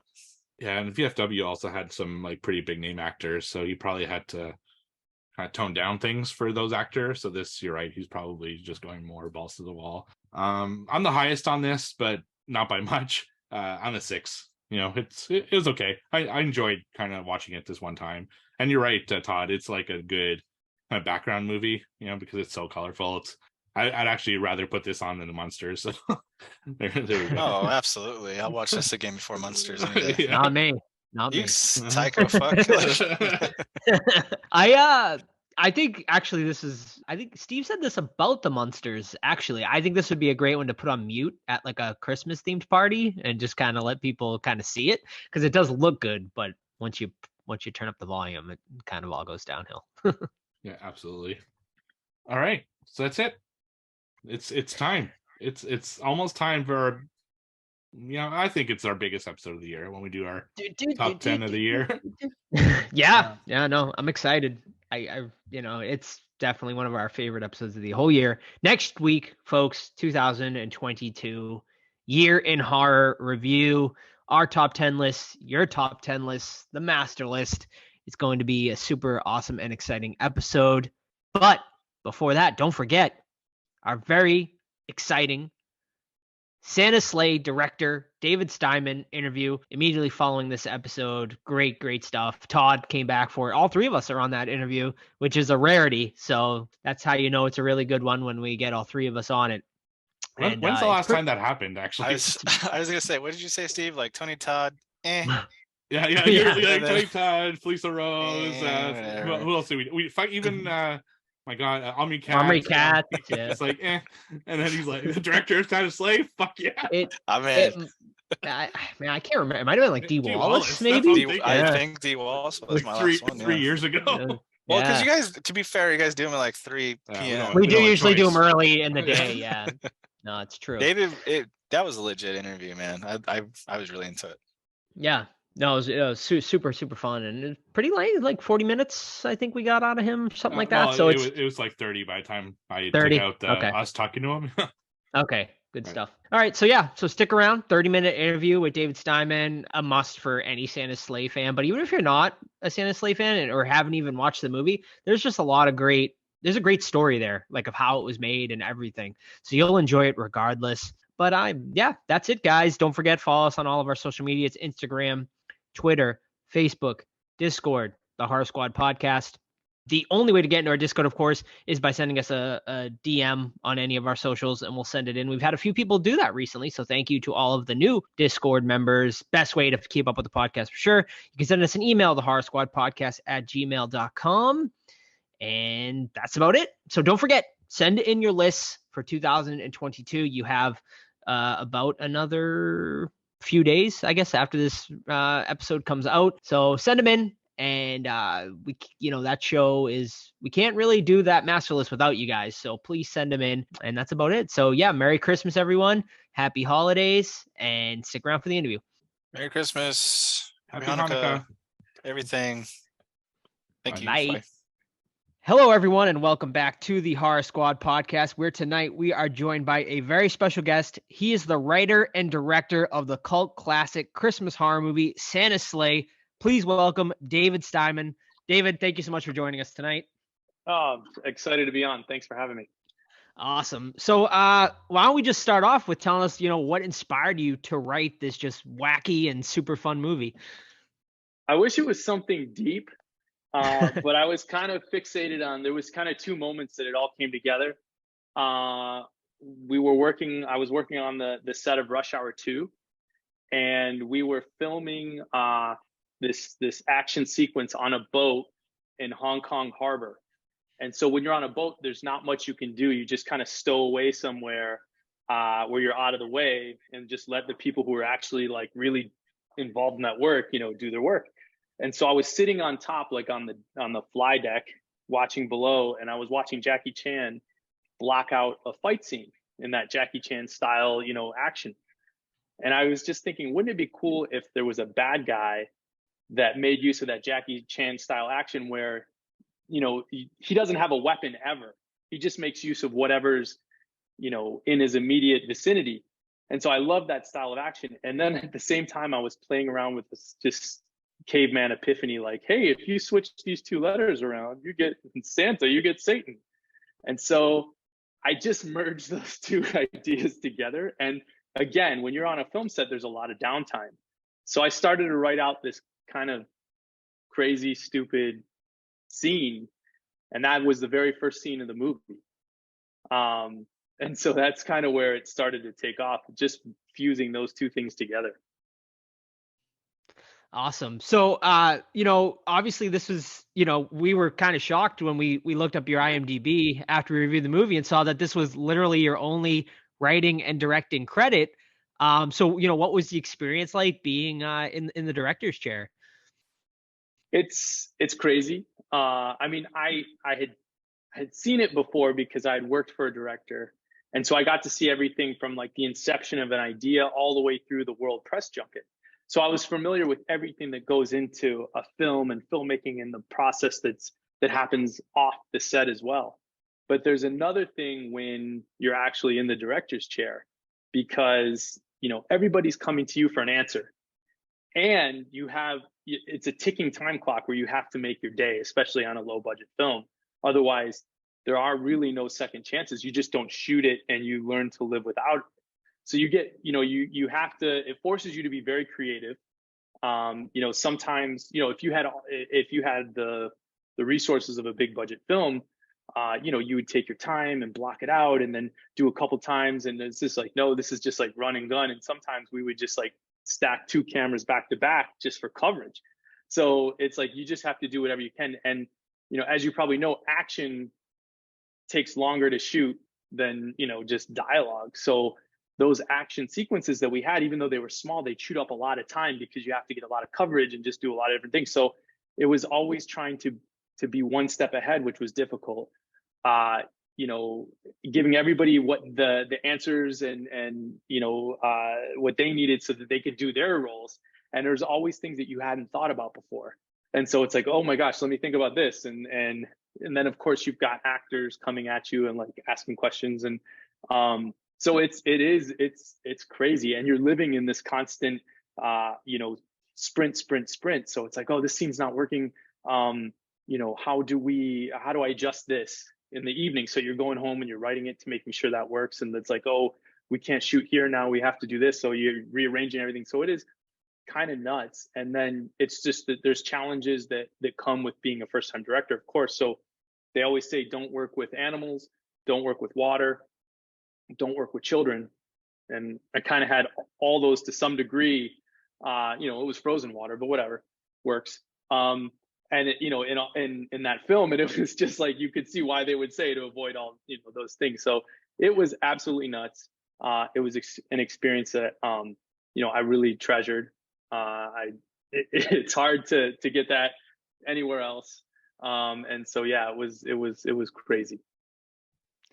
Now, did you ever have any sort of, I guess, reservations? Never, directing before? Did you kind of think about like looking for other directors, or was this sort of like always your baby and you were like, I'm directing this one? So I didn't really have time to think about it in a way, because it came about in such a strange way. I was on a long flight. I think we were doing the press junket for. It was either, I'm trying to think if it was Family Man, Rush Hour 2, or even Red Dragon. I think it was Family Man. And I was on with my boss on a long flight. I pitched him this idea. So no, it was Rush Hour. It was Rush Hour. Sorry, it doesn't matter. So I was on this long flight, and I pitched him this idea, like this Santa thing, because a couple members of the crew thought it was really funny. So I thought, and that was it.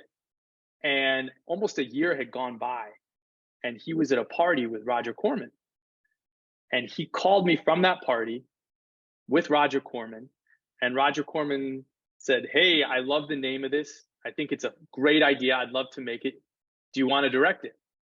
I'd never thought about directing at that point, but I knew that opportunity might never come up again. So I said, yes. But everything slowed down for that second I was on the phone, because it was like, this is it. This is the only chance you might ever get. And I'm a person that for better, for worse, jumps in with both feet and doesn't, I should think further ahead, and I don't always. And I was like, yes. And then I also thought, like, it was scary and you've got imposter syndrome and all this, but I was also thinking, I wrote the material, so I should know it, better than anybody else. So yeah, so there was the hesitation for a second, but I knew it's just like, now it's now or never. That's awesome. When it comes to your title character, Santa, did you always have Goldberg in mind, or was that like a long casting process? How'd that work out? Because that's like got to be daunting to have that man standing in front of you. So initially I was thinking of somebody like, I'm not going to get ahead of myself, like, oh, this is a great role for you, James Gandolfini, or, Robbie Coltrane. But that's who I had in mind, is some big hulking person with a large presence, and I thought in my head, it felt like Hagrid would be your Santa. And then I have a really good buddy who's actually worked on the set. And he was a production assistant on a couple films I'd worked on, and he was a major wrestling fan. And he had asked me, hey, I think Raw was in town in LA, and he's like, would you like to go to Raw? I have backstage, I can get us backstage. And for me, I'll go anywhere backstage. Like, you could have, Disney on Ice, whatever it is. Like, if you have this access that you normally wouldn't get, it's going to be cool. And so we go into the service entrance to Staples Center back in the day. Now it's Crypto. And the first thing I see, and I grew up a wrestling fan, and you might appreciate this, Joe, because I grew up, I loved Southwest Wrestling, Texas. So it was like, back in the day, it was the Von Erichs and all these traveling, like, crazy guys from Georgia that would come in, the Freebirds and all this stuff. So wrestling was in my DNA growing up. And I see, like, Ric Flair. The very first thing I see is, here's the Nature Boy, and he's shaving his chest with this disposable pink Bic razor, and he's getting oiled up by like two assistants, and they're just spraying like oil on him, and and you see this circus. It is crazy. Like, heels that are friends with the good guys, and they're watching on the monitor outside to see what the front of the house looks like, and just this crazy circus of everything and props and wardrobe and all this stuff. And I was just like, whoa. And to be fair, I had fallen out of wrestling, and I had that whole WWF kind of thing, and then I kind of went away. And so seeing all this stuff backstage, we go to he had seats ringside too, so we go there, sit down, and all of a sudden the crowd stands up and starts going, Goldberg, Goldberg, Goldberg. I had kind of on the periphery knew about him, but I didn't know about him. Like, I actually saw him on the cover of a magazine, and so he was kind of in my head. But then to actually see this and see the crowd respond, so I'm watching him in the ring, and I'm like, in my head, I was like, well, does Santa have to be like fat? Like, could he? What if he was like jacked up? This guy, right? Yeah, I mean, I'd never seen there was Hulk Hogan, so he had done Santa with muscles before, but just in the present day Santa, that's not what you think about. And I'm like, man, Santa would be scary if he was like this. And so I just started to think about it. And we spoke to Goldberg after we were backstage, and my buddy Josh is Josh Gallegos, and he ended up being Goldberg's assistant. But he'll talk to anybody, and just kind of, it's just a great person that always connects people. And Goldberg had invited us to join him for dinner that evening. And it was this crazy cast of, it was Mr. Belding from Saved by the Bell. And I apologize, I forgot his name. And David Arquette. And so so we're going out. How does that even get organized? Because they were all there to watch wrestling, and Goldberg had a relationship with them. And so we went to the Palms restaurant, which was right across from Staples Center. And so here we are, just sitting down, and I'm like a fly on the wall. And I went and did this total kind of BS Hollywood move, which I as it was coming out of my mouth, I couldn't believe it, but it was like, I might have a part for you. How would you like to? And I kind of pitched him. So he's like, okay, so let me get this right. So I'm Jewish. I get to play Santa and kill people. And he's like, oh, I'm in, man. And so one of the things that what do you call it? That I was told was, if you, sorry, I'm blanking on, No, it's all good. I mean, obviously that was 100% the right call to get him on there. And what happened even further was we made a one sheet, right? So it was like, if you come up with the name of a title, right, and it resonated with people, the next thing was if you make the one sheet, right, and that would be the step further. So we mocked up a one sheet, and it had Goldberg as Santa. I think Josh, or I had another friend also, they were working on the set of, I think it was Spider-Man 2, and Goldberg was on there as like a day player. And so they got me on the set, and so I showed Goldberg the one sheet. He's like, I'm in, tell me where to sign. That's it. And so that was like the final, the pitch, and then, the wrap up, and Goldberg was in, and he was the first person. And it was a little non-traditional, but everybody kind of yeah, okay, that's cool. He's WWE, he's got a big following. This is sounds good. Yeah, I mean, that's a wild turn of events, having all those people. And like I said, it's clearly the right choice, because he was the shining point in that movie. Every time he's on screen, you're like, what the hell is he going to do next? And speaking of scenes, was there, besides the strip club, we all know that's your favorite scene shooting, was there other favorite scene that just pops up to you every time you think about the movie? Strip club was crazy. and for a couple reasons. One, I wanted a strip club, not just because I'm some pervy dude, but my grandfather owned a strip club. And so I grew up in one, and I just thought, I don't know, it was kind of like a weird homage, in a weird way, but that was the name of his club. It was Gold Diggers. And so that was my thing. And that was, and the one thing that was difficult about that was you can't pay a stripper enough to make it worth their while, right? It's just strippers make way more than day players would make, or extras, or featured extras. And so to get them to stay, because we actually tried to hire strippers, because of course they're more, at least they're comfortable. the idea is not foreign to them that they would have to take off their, clothes. But like they were like, hey, I can give you this, I can give you 2 hours, I can give you 3 hours. So it was mixing kind of stunt people with actual strippers. And it was like, oh, it was difficult because they were leaving and they're like, yeah, I can't, stay all day. And so what's funny is the stunt person on the swing part ended up being Goldberg's wife. He met her. That's how they met. And it was a very like awkward first encounter, right? It's like, cause he's got his head buried in between her legs the entire for that day. And they became friendly. And it was like, you never know where you're going to meet that perfect someone in what position. So she was an awesome stunt person. Her name is Wanda. And now she's, Mrs. Goldberg for probably, I don't even know now, 15 years or something. They have a son that's got to be like 15 or 16. And yeah, it's like, you never know. So, but okay. So was there a scene that, that sticks in my mind like that? Gosh, it was fun to be in the ice rink, with the Zamboni. It was cold. I mean, all of them have some kind of, weird memory that goes along with it and some different challenge.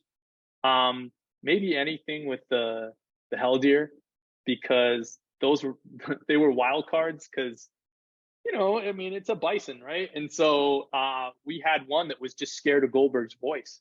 So in that driveway, that back alley, when, he came running through, whenever he heard Goldberg's voice, he would take off. And so here you've got the crew like trying to chase after a bison, which is hysterical in a way, not at the time. But anything that involved the bison was kind of funny. We had two, actually. There was a bison and a stunt bison. Okay, my top memory, this was nuts. We had a couple days of stage work.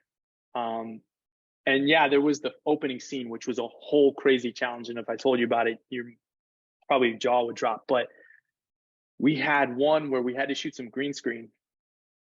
And we had the poor bison in a harness.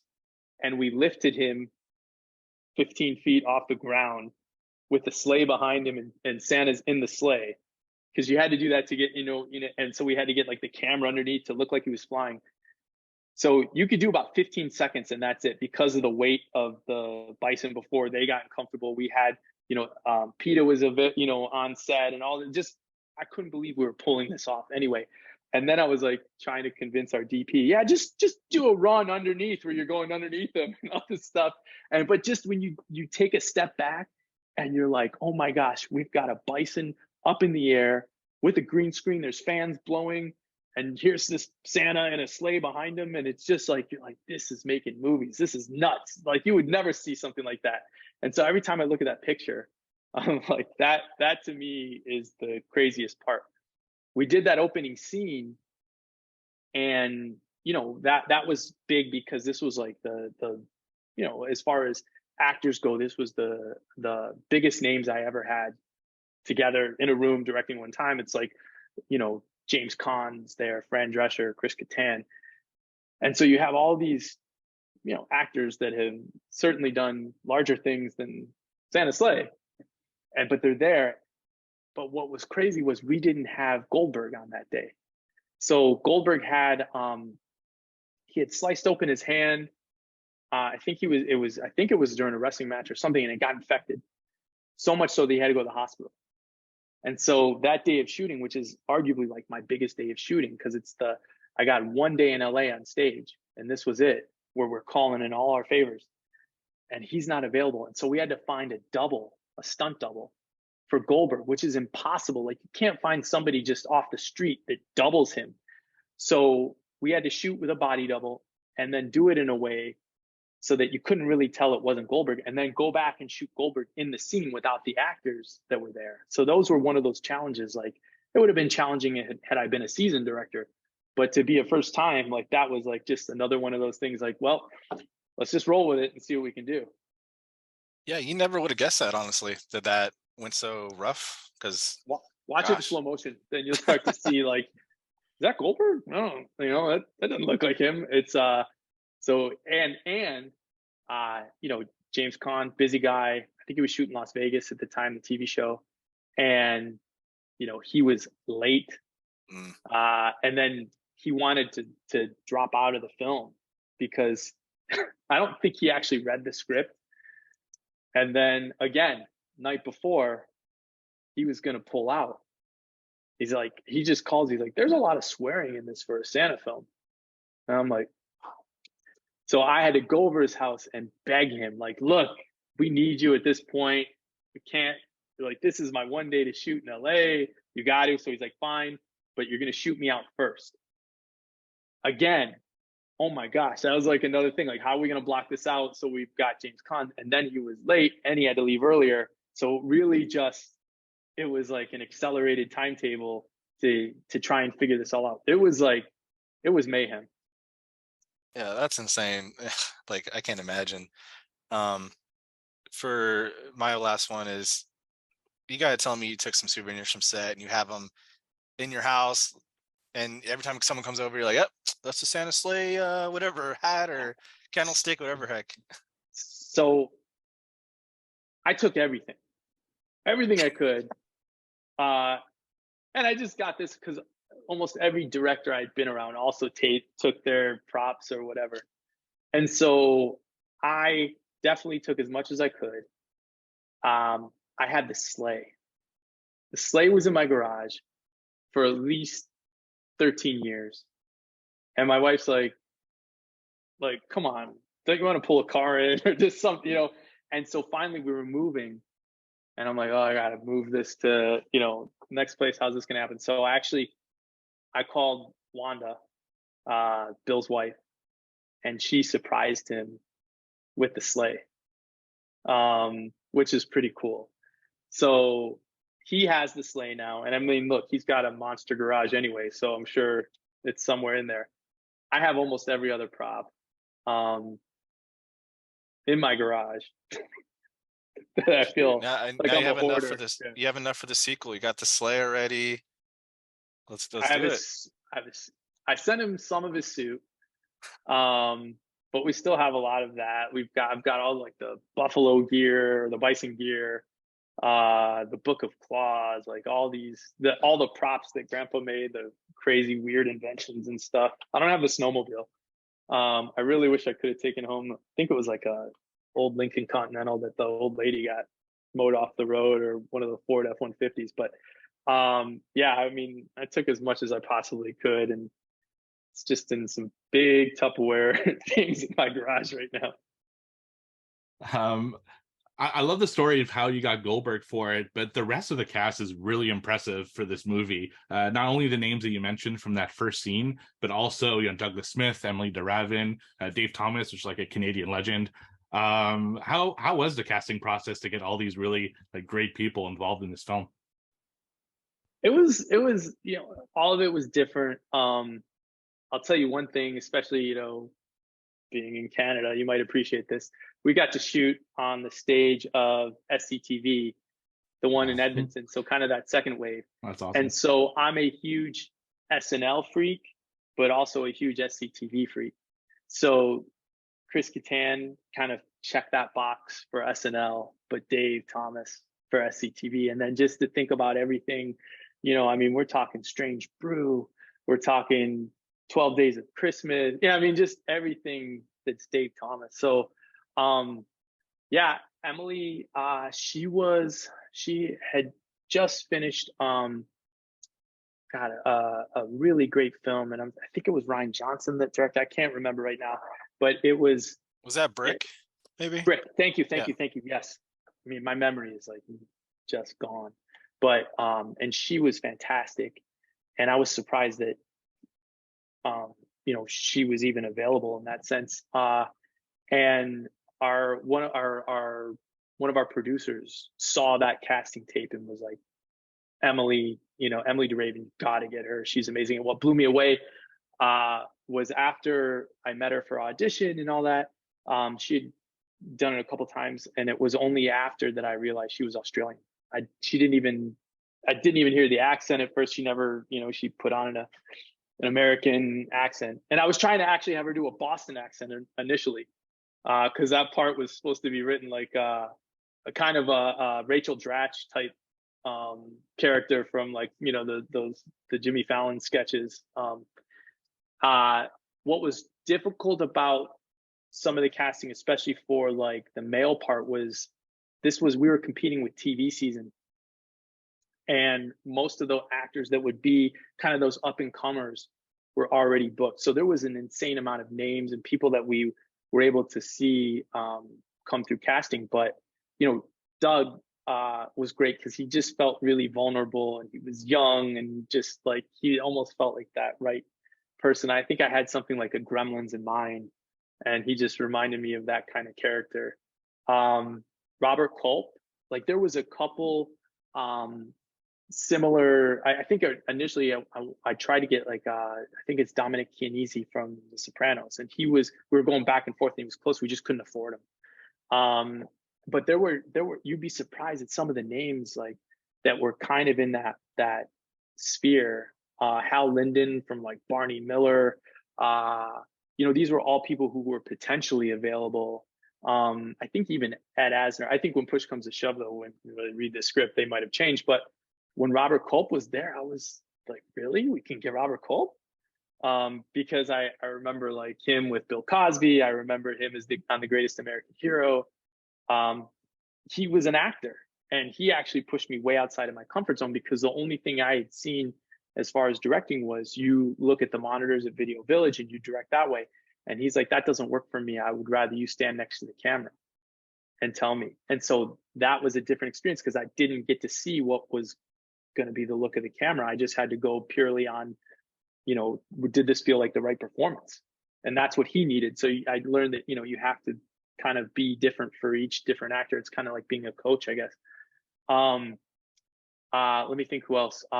Some of the people like Tiny Lister was a favor, but to get Zeus in there was just, I was so happy just that he would fly up for the day to do that. And that was a relationship through one of our producers.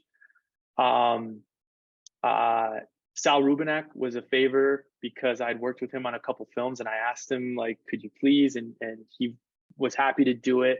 And that was just like, Sal's an amazing actor. Trying to think of a lot of them were people that I had met on other films and favors to, different producers or whatever. And there were different names that were there. They just happened to fall out. And then at the end, I knew Rebecca Gayheart was going to be the first person that I would ever, engage in this, because she was my old boss's girlfriend, and I just was friends with her. And it's like, I knew if this opportunity ever came up, she would definitely do it. And so it was fun to have her there. Everything just kind of came together through relationships or through different favors. And I mean, I was blessed with that. And then we found some great character actors just, in Edmonton. Edmonton has a surprisingly vibrant acting community, and they have a very talented crew, because they had done all these kind of like low budget horrors or TV shows that would come up. So I think most of the crew that I got had come off of a Canadian kind of cult classic called Ginger Snaps. So they were all there, and they put more value into what, you ever imagined was possible.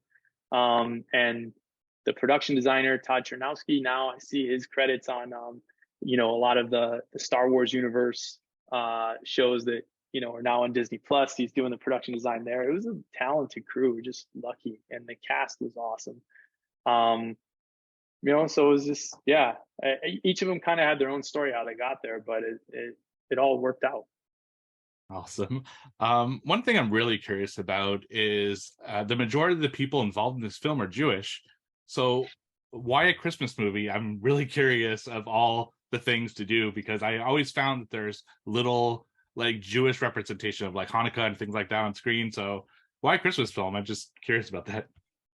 Well, I guess it's like David Chappelle says, no, there's a lot of, I tell my wife this, my kids, nobody loves Christmas more than Jewish people, right? It's just like, we have Hanukkah, it's okay, but it's not Christmas. There's, what is there, 2 Hanukkah songs? How many Christmas songs can you count? Like, just the spirit, everything. It's just like, we love Christmas. For me, it was Gremlins, it was Rankin Bass, it was all those things that you grew up with, and I wanted to see, how could we infuse this or infuse that? Part of it was just luck. Like, it was Goldberg, and so he liked the idea of a Jew getting to play a killer Santa Claus. A couple of the cast members like Saul Rubinek and stuff. It was Chris Kattan, just happened that way. Producers, relationships, it just happened. So, but again, I would argue we just love Christmas. Awesome. And one more, and this is the Canadian in me that has to ask, why curling of all the like different ways that you can kind of end this movie with the big bet? Why not, right? I mean, if we can expose people to the wonderful sport of curling. No, it felt very regional. It felt very where we were. There was a lot of, hey, once you start digging into curling, there's a lot of things you don't realize. Like, hey, this stone has to come from this quarry over here. But it just felt like a silly way for something to be decided. When we were shooting that kind of Rankin Bass sequence, it just was fun. And it just seemed absurd, so I don't know. I think it was maybe a nod to the environment that we were in. So nice. Yeah, let's curl. Yeah, right. So I guess just to start wrapping things up, what was your, the initial reaction when it released? And, it's really over the years has really taken a quite a cult classic following. What was your reaction to that? It was strange because Lionsgate purchased it right away. And so in my head, I was like, oh, this is great. We're going to get to do a festival or something like that. And they had immediately sold it to Spike TV at the time. And so Spike got the premiere. And it came out, I think, during October, right during the Halloween season. And there was a weird gambling kind of a night where I think it was like Big Pussy from The Sopranos, who was, kind of the host, and then they were showing the film. So it was like this weird anticlimactic like debut. And so the only time that I actually got to see a physical screening was during a test audience, somewhere it was in the Inland Empire out here in California. And what was weird for me was that I was sitting there and I was watching people react to this film, and every place that you wanted someone to laugh, they did. And, it was like the reactions were there, but the scores didn't match what felt like, what you had heard in the room. And so I think it's hard to mix genres, right? It's like, what do we have? Is this going to do well? It's like it's a horror, it's a comedy. Do we market it as like a slasher film? Some posters that they were taking looked like a straight up slasher film, and that felt like it was misrepresented. It's like really a dark comedy. If you go in for straight up gore or horror, you're going to be disappointed because it's campy, and that's what it was. And so I think it's tough, and so people are pleasantly surprised if it's not on their radar. But if they think it's going to be something like Rare Exports or Saw or something, they're not going to get that. So you have to go in there as like, oh man, I'm over the Christmas season or all this different stuff. It's just a different kind of take. And I think it's very anti-Christmas in a way, that people like it. Like, it checks this box because it's not all like, rosy and happy, but there are elements of that. I will say that, because of budget and time, we actually had to develop more of like a relationship story, because we had to cut out a couple different action sequences or sequences along the way. So you had to, start to bring it together. so, I look at it and I know like there are things that I wish that we could have done or finished or doing this, but I also realized we did a lot in the short amount of time and with the short resources that we had. So it's always a little bittersweet for me. And then usually it's always, when you see it, it's like, oh, the top X films, it's so bad, it's good, or, like those kind of things. And that's okay. Like, I'm just happy to be out there. And what's interesting now is I see the new David Harbour film. And that, when I first saw the poster, that was our original poster, except it was, Goldberg's face. And I think his candy cane is like on fire at the end, but ours was like, whittled down to a point where it was like a knife or something, like a dagger. But I saw that and I thought, oh my God. And I had friends that called me that were involved in that. And they're like, this is your poster, and so it's just kind of, now that that's out there, and I'm sure, like, look, it's not of course that's where you're going to go. So it's not like anybody ripped anything off. It's just, creative happenstance. But to see, that, and then Santa Slay's kind of brought up again because of another Christmas horror film. It's fun. I'm glad it's out there. I like to see the positive stuff. Nobody likes to see the negative stuff, but you kind of learn to roll with it. And at the end of the day, it's like, I got this great experience and memory that, it'll stay with me. Absolutely. Well, I think that's, probably the perfect place to leave off. I guess besides, did you ever write a script for a part 2? Was it ever in consideration? So we had it, we have an outline. We had an outline, and there'd been iterations like, oh, let's make this, let's finance it, let's do this. And, then life happens and things change. Like, you become a parent, you've got a different job, whatever that is. It's like hard just to stop and to do that. And, after Santa Slay, I had taken on a project where we're adapting a comic book. And it was awesome. It just didn't get traction. But it was a Kung Fu zombie mashup, which I think would do actually really well today, especially with the different formats that are available on, streaming and TV. But I think that just, kind of, you can get burned out working on projects, and especially if they say that your first film is hard, like one of the hardest things to do, and then you hear actually it's your second. Can you get that second opportunity? And so yeah, we had some lot of ideas, like Santa Sack, whatever. There's a bunch of different things, and we were playing around with like some of those a lot of different kind of scary ideas. But yeah, I don't know. Goldberg's game, he said. Awesome. And he kind of did that. If you saw that Dodge commercial where there was a Dodge commercial where he was, I think, promoting the Hellcat. He brought the Santa suit back on and all that. And I'm like, nice. Maybe that's the sequel. Well, like you just mentioned with that David Harbour, the Violent Night movie that just came out, now might be the perfect time to give Goldberg a ring, and let's get a Santa Slay 2 made. I think there's enough fans out there, horror fans, that would gladly probably crowdfund it too. So I was gonna say, like, I'm backing right now if you put that out there. So. Right, yeah, absolutely. But David, it's been an absolute pleasure to have you on tonight. We absolutely appreciate it. All right, thank you so much, David. It was a pleasure. It was really fun talking to you. Thank you very much. Great meeting you guys. Thank you so much. Have a good one. See ya, everybody. Bye.